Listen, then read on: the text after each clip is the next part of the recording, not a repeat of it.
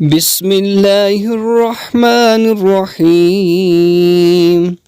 اللهم صل على سيدنا محمد وعلى آل سيدنا محمد صلاة تنجينا بها من جميع الأهوال والآفات وتقضي لنا بها جميع الحاجات وتطهرنا بها من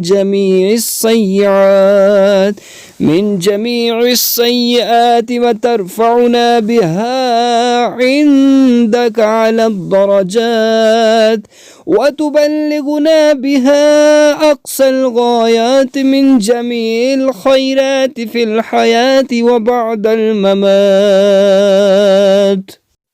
إنك على كل شيء قدير.